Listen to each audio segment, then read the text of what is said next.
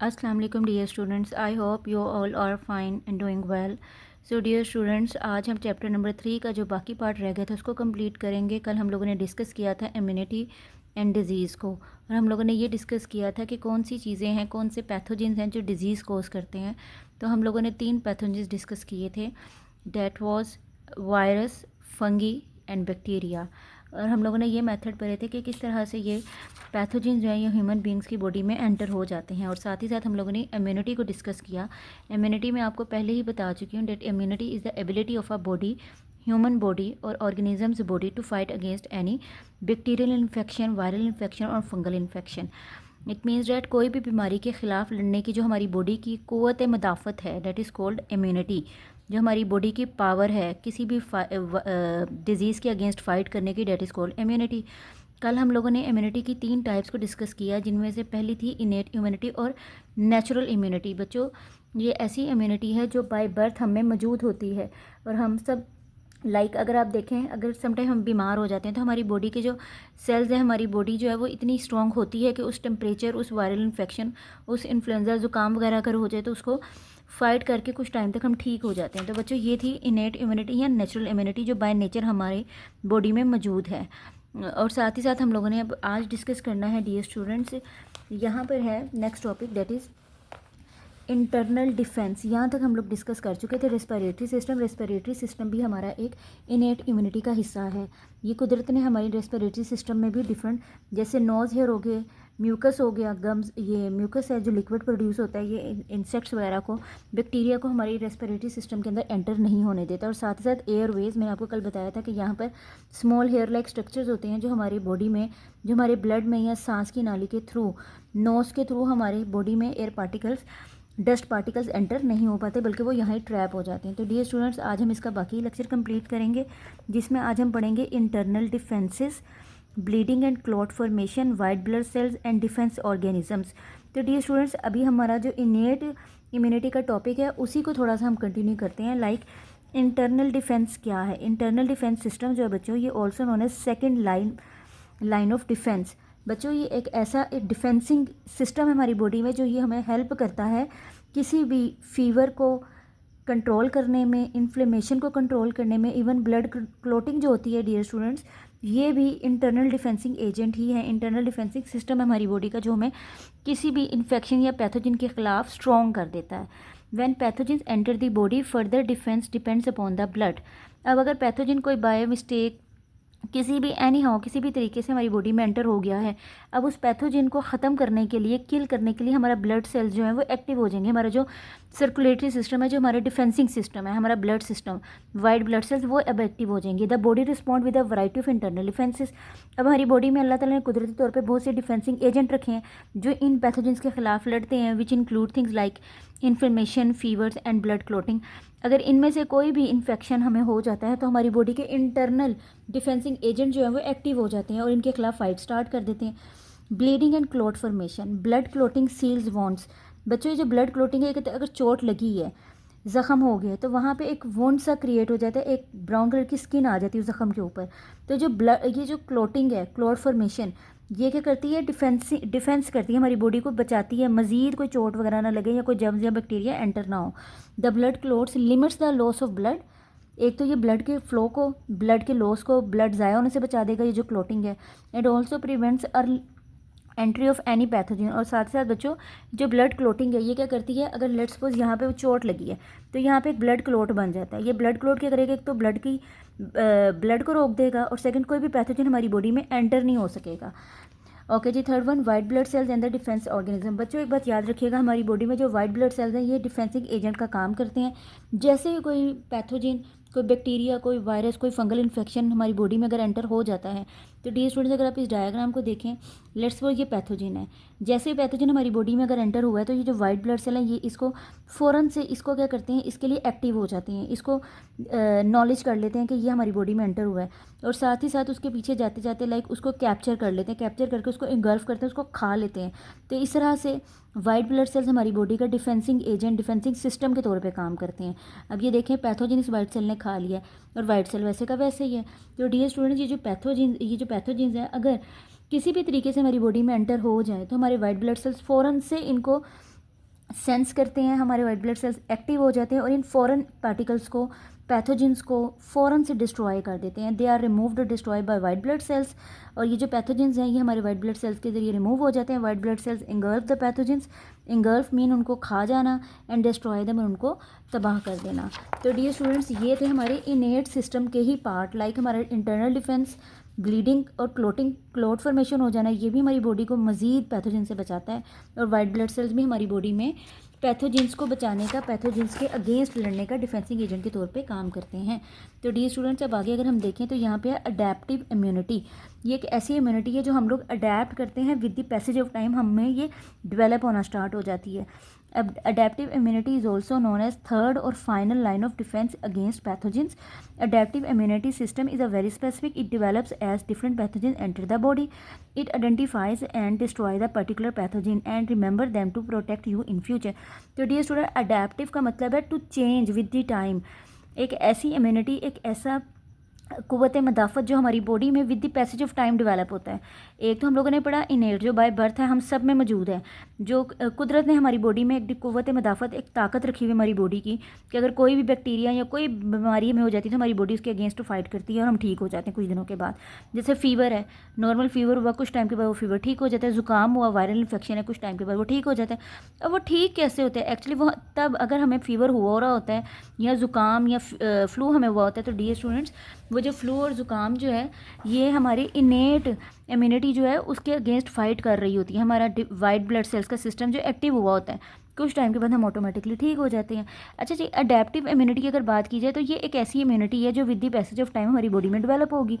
और अगर ये डेवलप होती है तो ये क्या करती है, फ्यूचर में अगर इन केस वो दोबारा से कोई पैथोजन हमारी बॉडी में एंटर होगा तो ये फ्यूचर सेल्स, मेमोरी सेल्स भी हमारी बॉडी में डेवलप कर देंगी, ताकि हमारी बॉडी को में अगर कहीं दोबारा से पैथोजन एंटर हो तो ये अडेप्टिव इम्यूनिटी क्या करे, उस तब भी हमारी बॉडी के लिए एक डिफेंसिंग एजेंट का काम करे। For example, if an individual is infected with chicken pox virus, she और he became the resistant to the same virus in the later life. अगर किसी को चिकन पॉक्स हो गया है तो हम उसकी वैक्सीनेशन करवाते हैं। या चिकन पॉक्स अगर हो गया है बच्चों, तो चिकन पॉक्स कुछ टाइम के बाद ठीक हो जाएगा, लेकिन वो जो जिस पर्सन को, जिस बच्चे को ये चिकन पॉक्स हुआ है उसकी बॉडी में एक अडेप्टिव इम्यूनिटी प्रोड्यूस हो जाती है।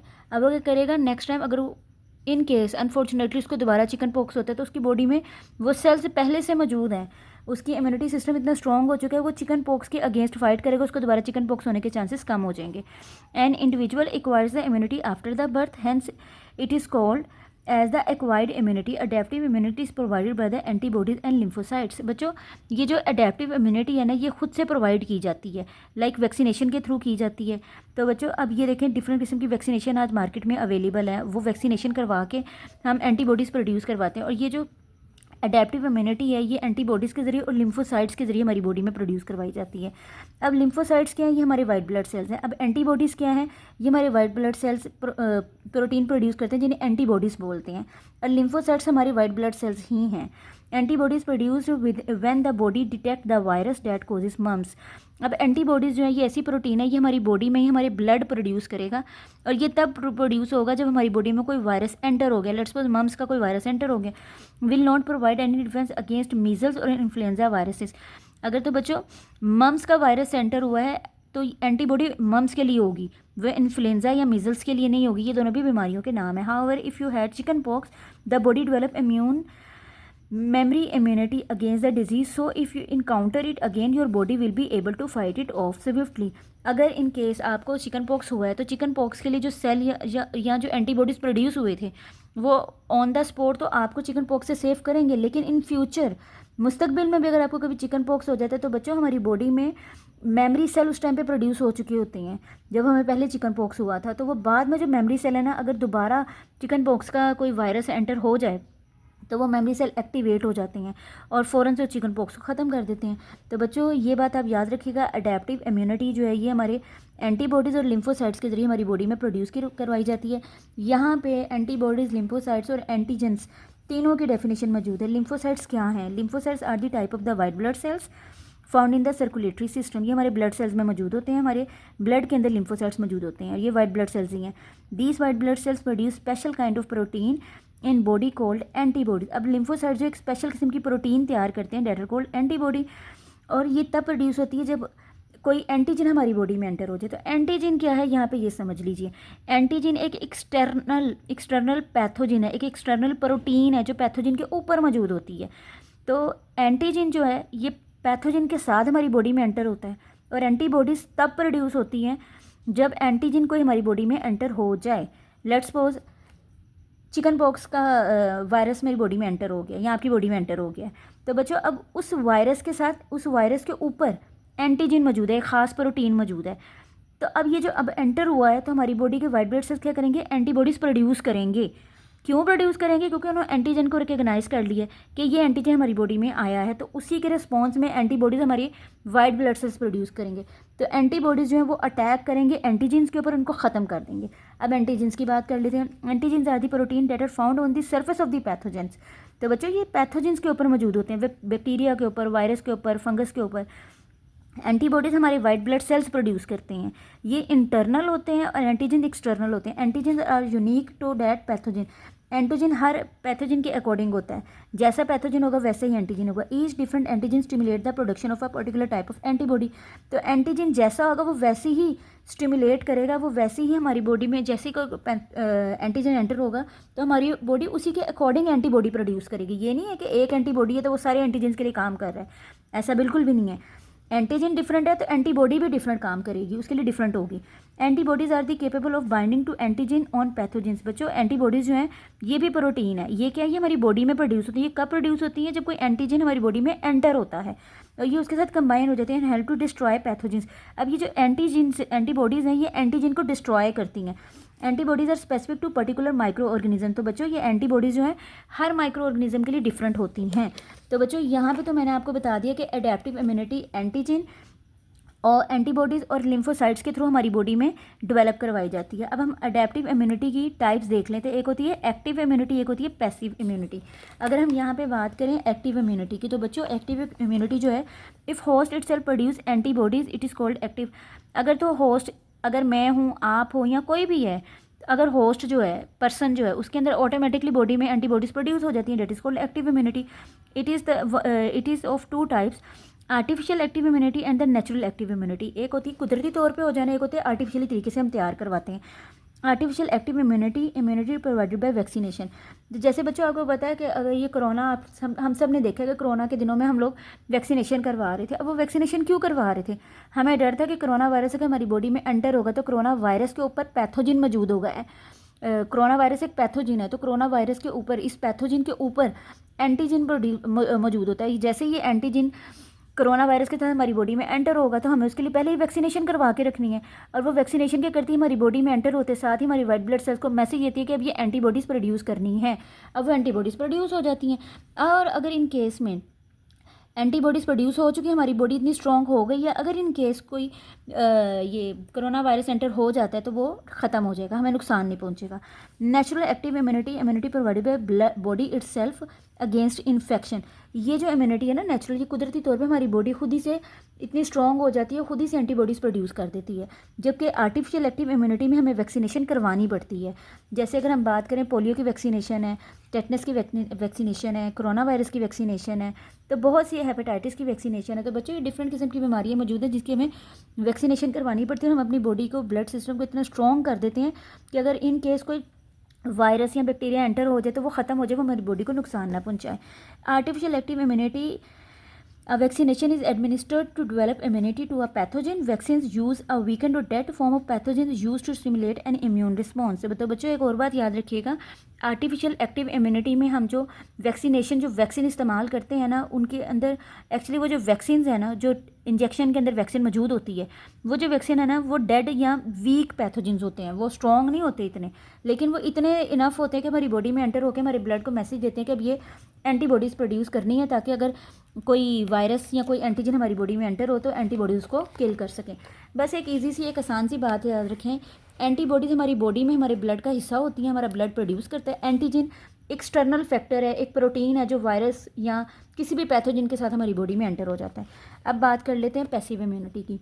अब बच्चों ये पैसिव इम्यूनिटी क्या है? एक्टिव इम्यूनिटी की भी हमने दो टाइप्स पढ़ी, एक होते हैं नेचुरली एक्टिव इम्यूनिटी, एक होता है आर्टिफिशियल एक्टिव इम्यूनिटी, जो भी हम डिस्कस करके आए। अब हम बात करते हैं पैसिव इम्यूनिटी की। It involve the immune response bye the antibodies attain from the outside the body.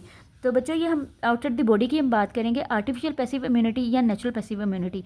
तो बच्चों artificial passive immunity, the ready-made antibodies protect the body even if the body has not yet experienced a primary response. While active immunity may protect us from a disease for a lifetime, passive immunity is the more short-term. Passive immunity develop immediately and body could begin its attack on the pathogen right away.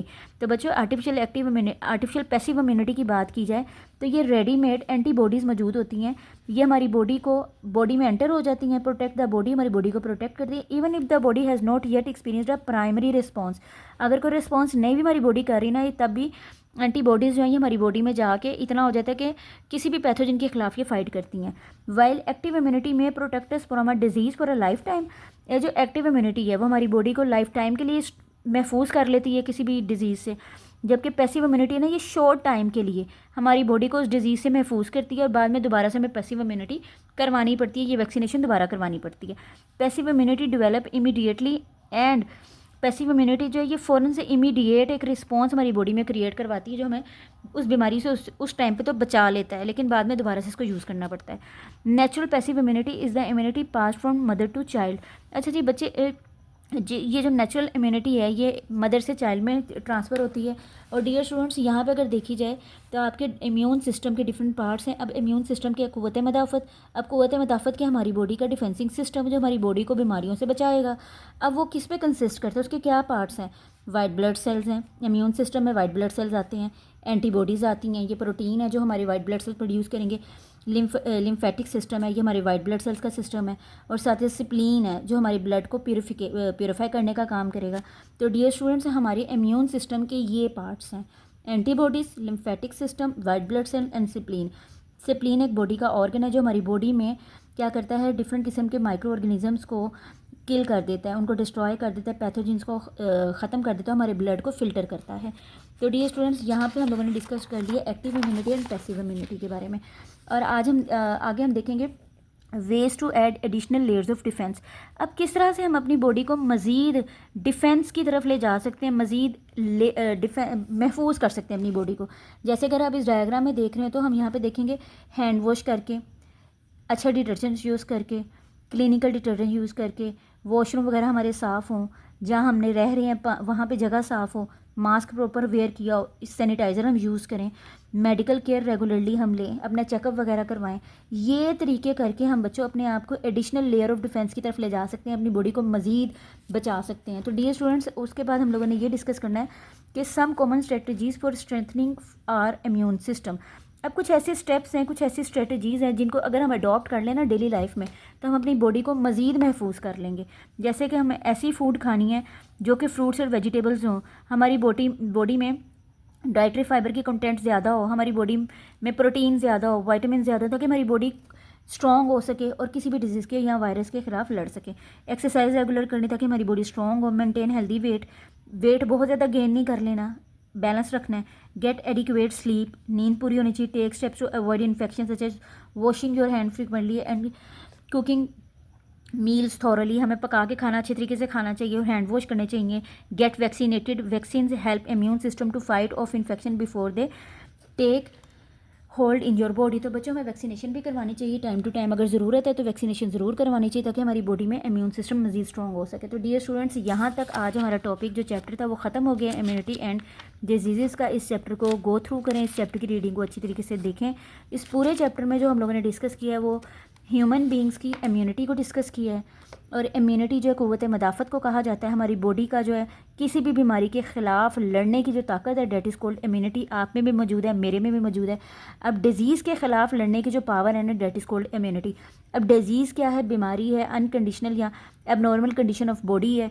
अब disease कोज कैसे होती है? Pathogen है जो disease कोज करते हैं। तो dear students, यहाँ पे हमारा टॉपिक कंप्लीट होता है, चैप्टर कंप्लीट होता है। इसकी स्टडी करें, इंशाल्लाह नेक्स्ट लेक्चर में नेक्स्ट इसके एक्सरसाइज और इसके क्वेश्चन आंसर्स की बात करेंगे। टिल देन, अल्लाह हाफिज़।